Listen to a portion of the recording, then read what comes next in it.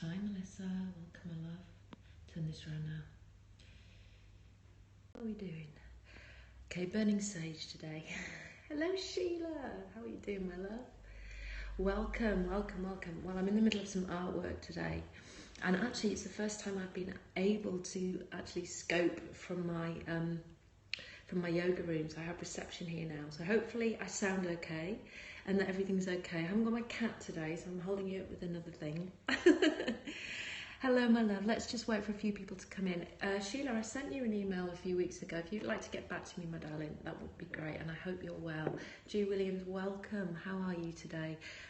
So this is a continuation of last week's scope on alternate nostril breathing. Hi from sunny but windy Otley. Otley, how lovely. I got it and I will. Good, thanks darling. So I'm just going to I've been using so much sage recently. Let me just pull you back a little bit, because sage is just so wonderful for cleansing and creating space. And I've been working on some real womb energy at this moment in time, and not just at this moment in time, but over the last few weeks I've been working on really doing some intense female motherly wound healing. So using lots and lots of sage, lots and lots of silent moon cleansers, and really working with the energy of cleansing and clearing. I need to get my top of my head up, I think. I don't know if that's going to work. Anyway, so this is Wild Woman Wednesday. For those of you that don't know me, my name is Indra. silent-moon.co.uk is me. If you care to share with your wonderful followers, that would be fantastic.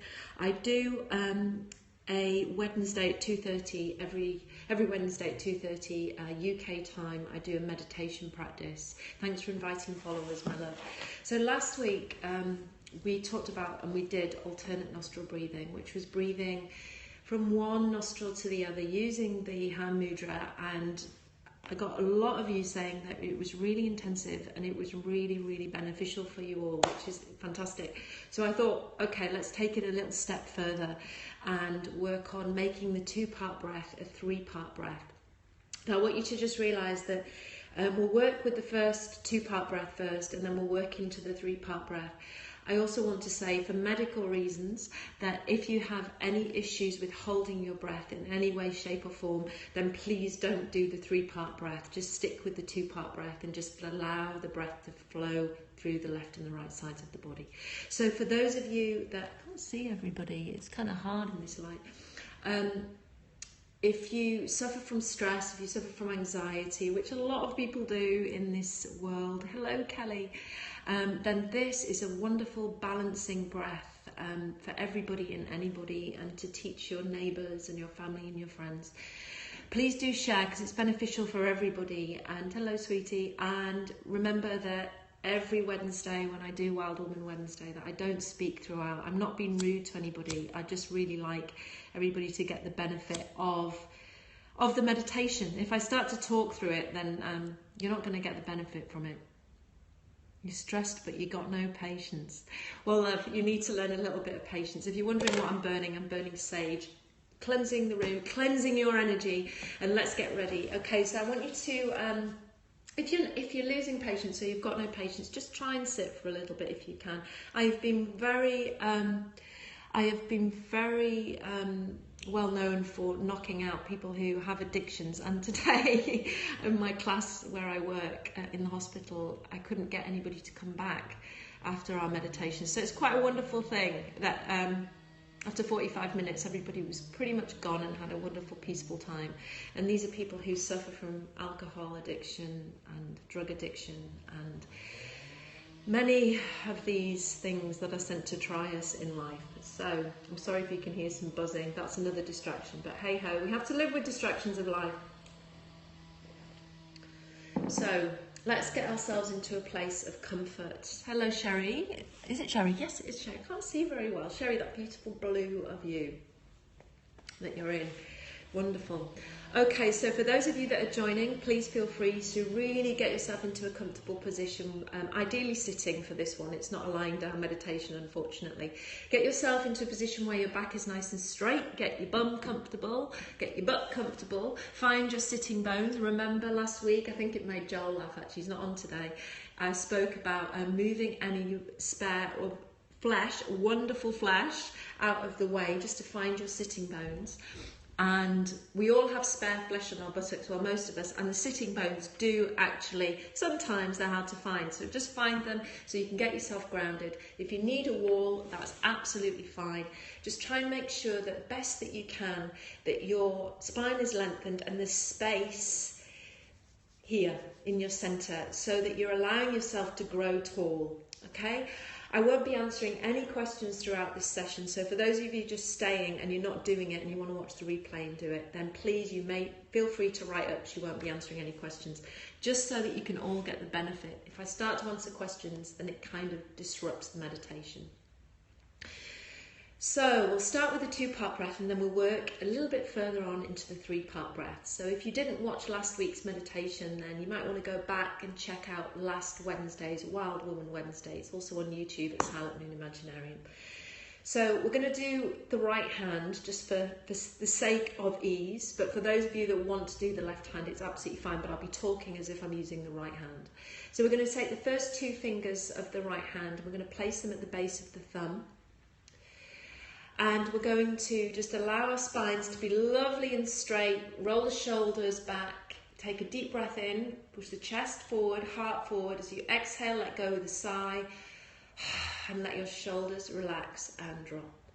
Take the take the right thumb and place it on your right nostril and draw a long, slow, deep breath in through the left nostril. You can bring your left hand into Chin Mudra, which is a sign of unity and wisdom, and breathing in through the left nostril. Close the left nostril and breathe out through your right nostril. Breathe in through the right nostril. Close the right nostril, release the left and breathe out.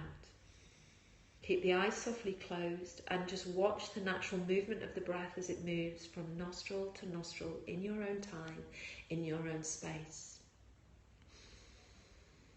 Keep the in-breath deep and the out-breath long and slow.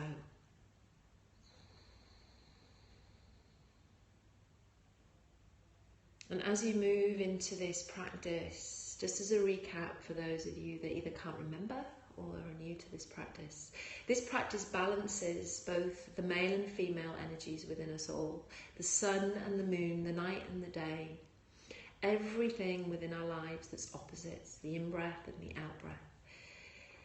It brings peace when you're feeling anxious and stressed, and it's a perfect practice for anybody who has issues with their family members, who wants to escape from their children and just needs to bring themselves into calm. It's to stop the rising of anger in front of other people. You just take yourself away and just breathe in this way, and it will bring the body into a really beautiful, peaceful place. The first 2 fingers come to the base of the thumb. You breathe in, closing the right nostril, breathing in through the left. Close the right, close the left and breathe out through the right. Breathe in through the right. Close the right and breathe out through the left. Keep the in-breath deep and the out-breath long and slow, and you will begin to notice that even if the mind has been working fast, that spaces and peace and quiet start to occur between your thoughts. And the mind can't move fast when the breath is slow. So keep the in-breath deep and the out-breath long and slow, moving from one nostril to the next.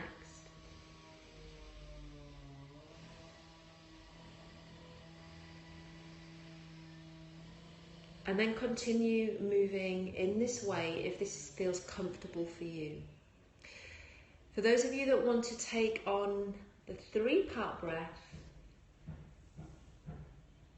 the next time that you breathe in through the left nostril, hold both nostrils shut. Retain the breath. This is called kumbhaka, the retention of the breath. Hold and then release the right nostril and breathe out. Inhale through the right. Close both nostrils shut, hold. Release the left nostril and breathe out. Inhale through the left. Close both nostrils shut, hold. Breathe out through the right. Continue the movement of the 2-part breath, or if you've moved on to the 3-part breath, try and make every part of the breath approximately the same length. So the inhalation through the right, the retention, the exhalation through the left, the inhalation through the left, the retention, and the exhalation through the right are all balanced and equal.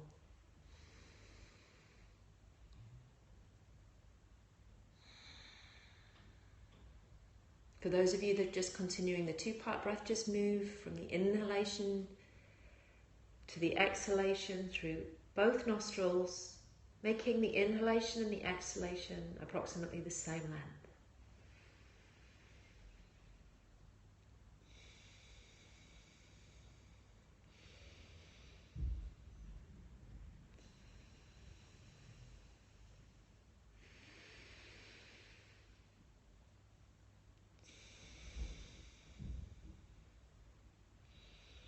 Repeat 3 more rounds, whether you're holding or whether you're just doing the 2-part breath. Repeat 3 more rounds.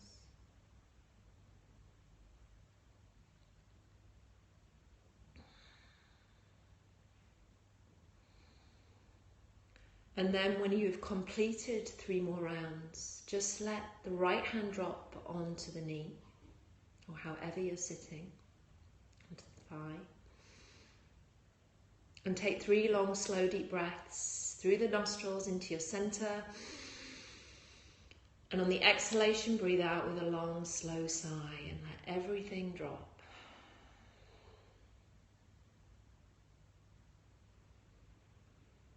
Inhaling through both nostrils, feel the coolness of the in-breath as it enters the body, and exhale out through the mouth, feeling the warmth of the out-breath as it leaves the body.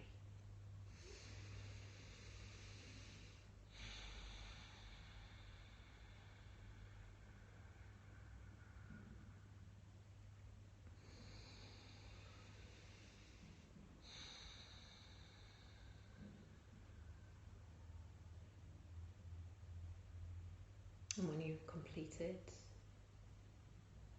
just begin to move your fingers and your toes, circle your hands and your feet to work the wrists and work the ankle joints. And then take a deep breath in, stretch your arms up, drop the chin, lengthen the spine, breathe out. Take another breath in, stretch a bit more. And then exhale, just let the arms drop, shrug the shoulders, open your eyes and bring yourself back to the day. And for those of you that have just joined, you may want to watch the replay. And is that Joel coming in? Hi Joel, my love. And if you watch last week's and then if you watch this week's, they do connect with each other. So you might want to just take them both and practice. I will put this onto YouTube at Silent Moon Imaginarium also. Thank you, Sherry, for sharing. Joel, thank you. Hello. I hope you had a lovely lunchtime. So, everybody, was everybody okay with that? We moved quite quickly, so you can watch the replay. It was wonderful. The retention of the breath isn't for everybody. Sometimes people panic when they hold their breath. That's why I wanted to do it in 2 parts. I wanted to do it last week for the 2-part breath and this week for the 3-part breath, because give people too much information, especially if they're new to pranayama practices, and actually the breath can go the opposite way. It can actually make them freak out and just actually panic. So as a breath teacher, that is what I am. I just want to take it steady, and you can really work with either one and use it for your benefit. Remember that when you're in a position where you feel anxiety, when you feel stress and when you feel tension, is that it's really important just to take yourself away from that if you can and work with the breathing. That was wonderful. I did a little light lightheaded. Sorry, I missed the comment. I think that was you, Sherry, the last one. Back to the lightheadedness. This is very, very normal. So what I would suggest you to do, I never realised about how the flow of the breath affects our mind. Absolutely, it slows it down. I always feel better after the sessions with you and feel fab. Good, I'm glad. So if you feel lightheaded, and this is the advice that I actually give to people who don't breathe, and they're usually people who I teach with addiction and have extreme anxiety and stress, is that what I'd advise you to do is to just reduce your breathing slightly. So what you did there, to get yourself lightheaded, you probably breathe deeper than you've ever breathed before. So your body's gone into a little bit of a shock and felt lightheaded. I do say when I'm teaching addicts that our breath is a natural drug. So you will feel that as you're breathing and you're getting lightheaded, you'll realise, wow, you know, that's the effect that the breath has on me. So what I advise is that you really just reduce your breath, allow your lung capacity to naturally grow by doing the practice daily, and then you will find that you are able to inhale a little bit deeper and exhale a little bit longer that you need to. Please don't feel that you have to really pull the breath in straight away. Sometimes people feel that they have to do that. That is why I made the session in 2 parts. And let me just say, that's the difference between a good yoga teacher and somebody who will rush everybody into something because their classes are so big. I teach very small sessions because I like to give everybody an intimate experience. And it is really about sticking with what you know. I love the 3-part breathing, absolutely I do. It's very scary when you enter a yoga class or a meditation class when everybody knows or thinks they know what they're doing. Remember, nobody really knows what they're doing, but thinks they do. And I've had people say to me, do you know any classes that I can do because I'm too fat? Do you know any classes I can do because I've never done yoga before?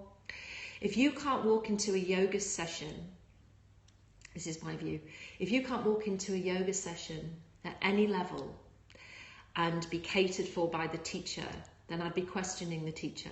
Okay, I teach people very small classes and I teach people of all levels. Okay, can I see? No, you can't. I teach people of all levels in one class, and the reason I believe that this is my truth and experience is because everybody comes together. Nobody then looks at anybody else. The ego isn't massaged. Everybody is just being with who they are, loving their body, loving, hang on a minute. There you go. Just loving what they're about in that room. Now, if you usually find that if you go into a big yoga session with people that are more experienced than you, who have been doing things for a long time, and the class is huge, you usually find people, just if you ever do it, just take a look and really observe. You should find people are looking around. Nobody should be looking around in a yoga session because you should be so focused on who you are, what you're doing, what is right for you at that point in time. There is no competition in yoga whatsoever. And that is how yoga's turned. I'm getting on a rant now, but that's the truth. So when you come to me, I know most of you are in the US, but when you come to me, you are welcome at any level. Too fat, too thin, can't breathe, never done meditation before, never done a spinal twist, never done a lateral bend. Absolutely, you are welcome.